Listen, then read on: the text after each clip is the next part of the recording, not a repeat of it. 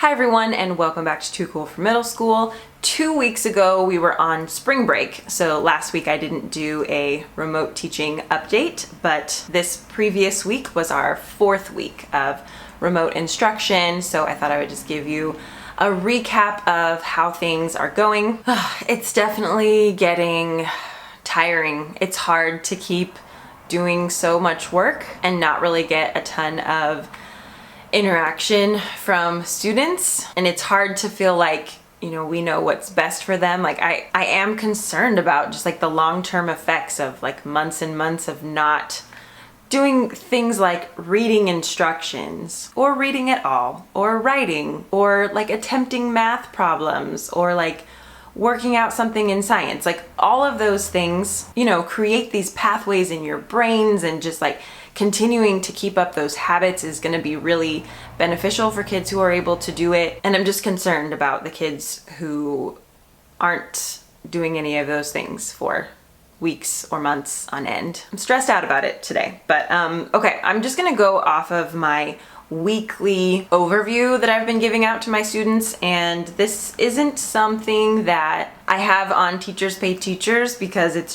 something that I make in Lucid Press. I'm a big fan of Lucid Press. It allows you to use your own fonts and stuff, and then I've been using backgrounds from like Instagram accounts where they put up like free wallpapers, and I just think that they're cute. I do have like a free version of this that I was putting in my Instagram stories, but anyway, I'll just show you what I gave my students last week as an overview and kind of how these things worked out. So I used a Google form check-in from Making a Statement in SPED on Instagram. I got it from a swipe up link in her highlights, and then was able to put it in my Google Drive. A lot of kids did do that check-in because I said on it like attendance, and I'm not really keeping attendance, but I think that word just kind of like made them do it, and it was very quick. They just had to say like their name and like how they were doing, like great, sort of okay, medium, not great, really struggling. Like they could just choose one of those options, and then if there was anything that they wanted to let us know as teachers, they could put that in as well. So it was actually really nice. I got 164 responses out of my 207 students, so that was encouraging, and it was just like really nice to see like the majority of them on the little pie chart like said they're doing okay. And there were a few who were really struggling, so those are the kids that I need to reach out to. And then in their messages, a lot of them either said like, no, there's nothing you need to know, or like, thank you for continuing to work so hard for us and reach out to us. So it was nice to just like have that quick way to check in with students. So the next thing that we did was a poem called There Will Come Soft Rains on commonlit.org, and it's a beautiful poem. It was written right after World War I, and the theme of the poem is just kind of how like nature continues to move on even as humans are destroying everything. The rain and the flowers and the wind will just continue and not even notice if we weren't there. It's a little bit depressing, but it's pretty relevant for right now. And there's also a Ray Bradbury short story based on this poem that is like the creepiest thing of all time, but one of my favorite short stories ever. And I taught it to this same group of kids in 6th grade, so it was kind of cool that we could do the poem version in 8th grade. It was just something I chose off of Common Lit because I thought it was really relevant for right now. So Monday, they just read it on that website, which is free. It's got a ton of great stuff. I highly recommend it. There are some like questions, and I assigned the questions just to help them think through the poem, but it was nothing that I assigned points for.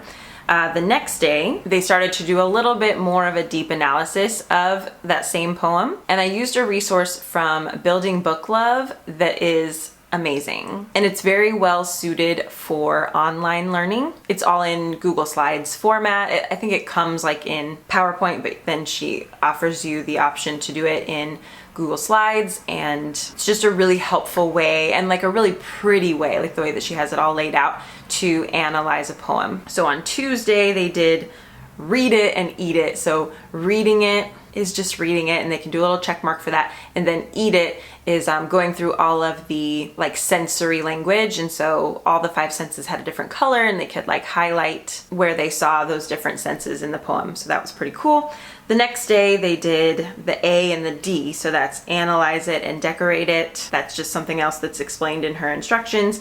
Then on Thursday they chose their own poem from, I think I used like poetry.org. They were able to just pick any poem that they wanted to and put it in the next slide, and then, you know, do that same process of reading and looking at the sensory language and then analyzing it, and decorating it is just like, you know, taking notes.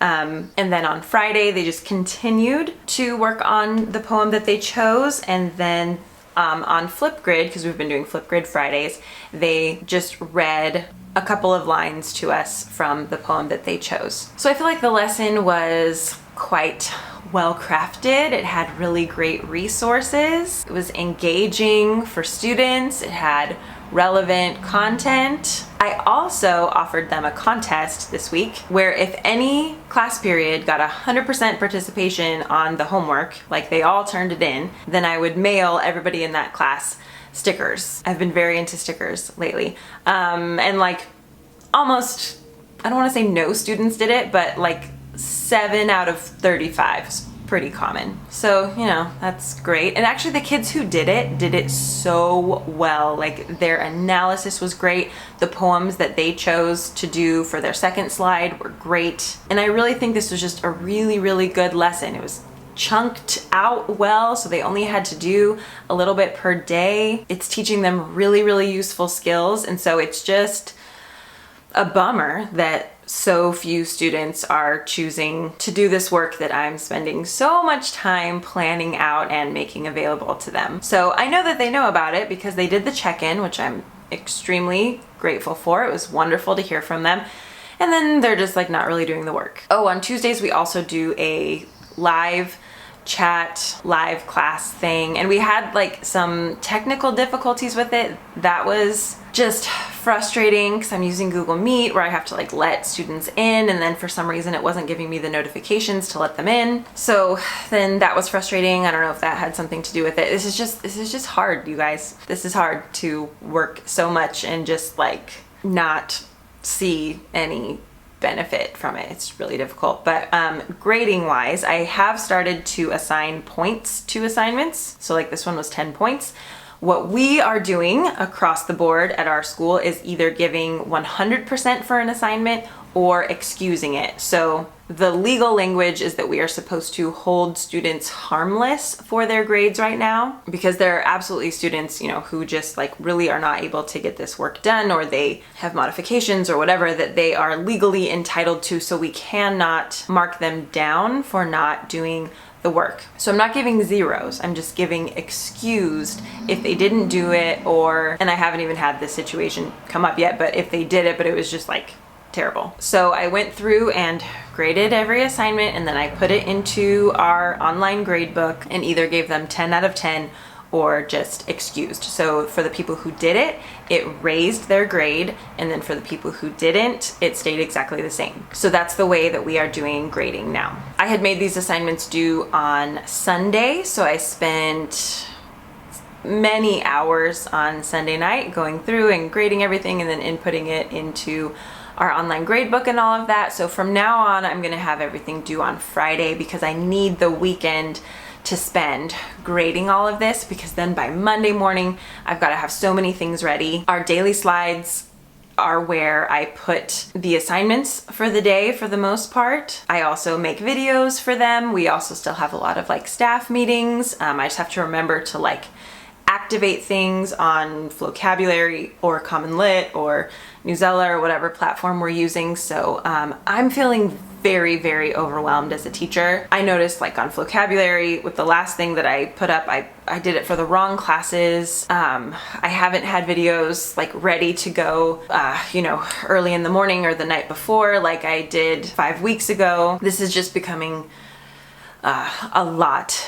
So I'm putting in lots and lots of time and effort, and yeah, it's just hard to see like that kind of goes out into a void for the most part. But it is very exciting when students do something. So anyway, let's look at my history classes. Last week we did the geography of Greece. So I got some resources from History from the Middle on Teachers Pay Teachers, and this was great again. On Monday I had them do the same Google form check-in, and then they did like a really fun vocabulary assignment about geography. I thought that was really cool. And then on Tuesday they did this it's kind of an intricate task of like making a map on Google Maps, but there were really thorough instructions, and then I like set up a little Q&A section on Google Classroom where they could ask each other questions, because they were actually better at answering questions for each other than I was. But that was really cool.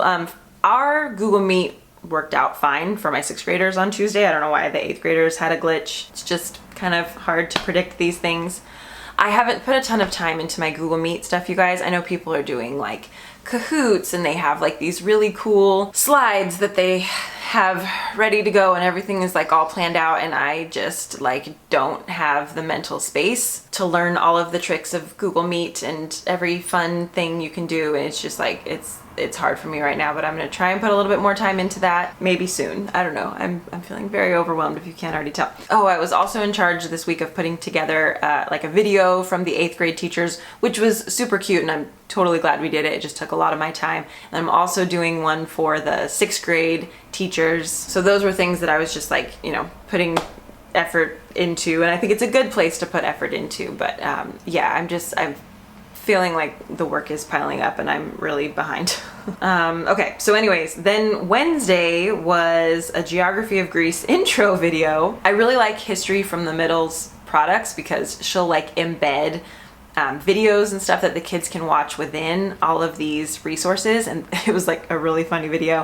And then they just had to write down 5 facts. On Thursday they did a little summary, and then I was supposed to assign them the Greek mythology video from Vocabulary. I think I forgot to like actually open it up to them, because then Friday they were supposed to make a Flipgrid video just telling us their favorite like Greek god or goddess or deity or whatever. Yeah. I need to do everything like at the beginning of the week and schedule it all out. I don't really have an excuse for why I didn't. I just forgot.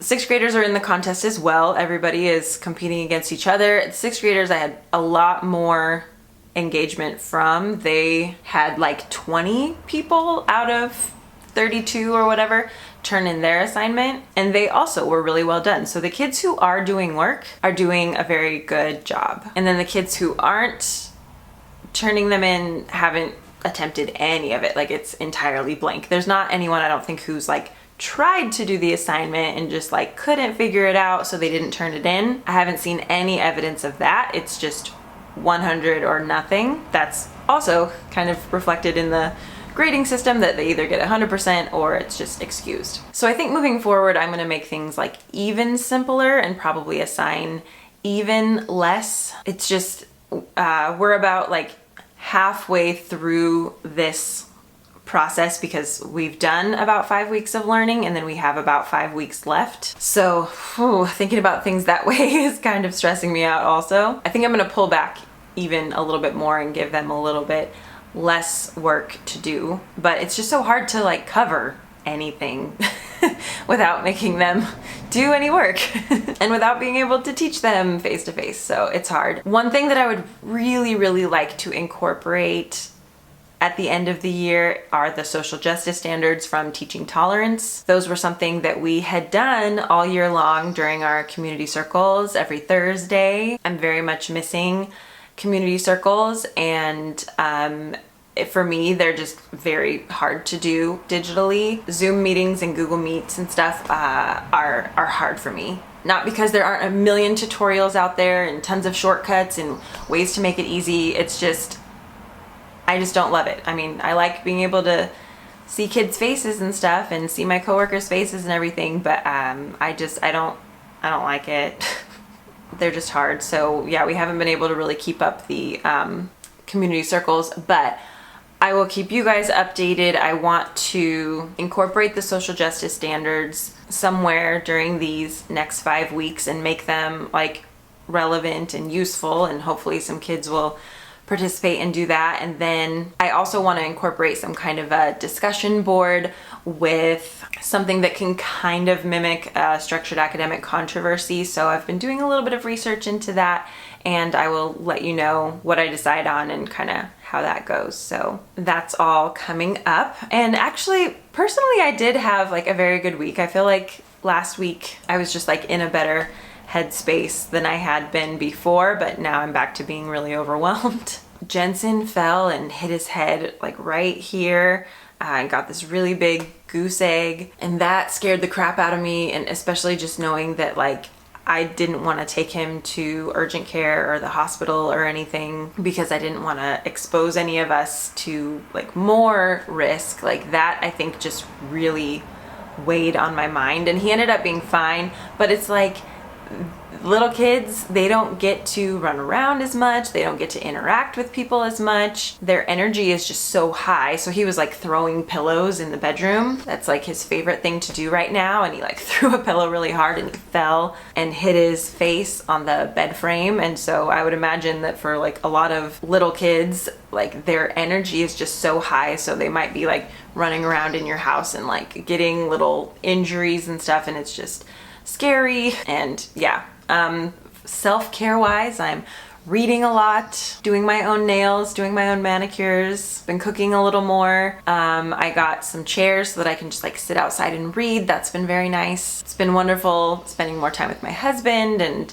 I mean, there are a lot of very enjoyable things about being home, but there's just something on my mind that's just a bit of a weight, just like knowing that we can't really get like medical help if we need it. I don't know. There's definitely just like a constant kind of cloud. In spite of, you know, certain things being really enjoyable every day, it's been great to like go on walks every day with my husband and Jensen. Jensen's got his little tricycle, and that's like genuinely really fun. We've been doing way more like FaceTimes with people in my family than we ever do under normal circumstances. Like there are truly a lot of upsides to this, but I think also just like seeing how the government is handling this and seeing how really stupid people are responding, and yeah, a lot of it is just like, it's stressing me like this. So I should have made this video on a different day when I was in a better mood. I'm not in a great mood today, but this is where I'm really at.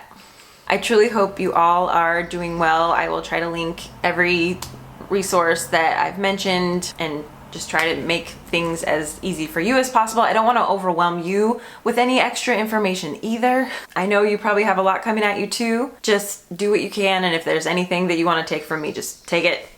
Take any ideas, resources, whatever. Just do whatever is going to work for you. I will see you in my next video, and I really, really hope that you are doing well. Bye.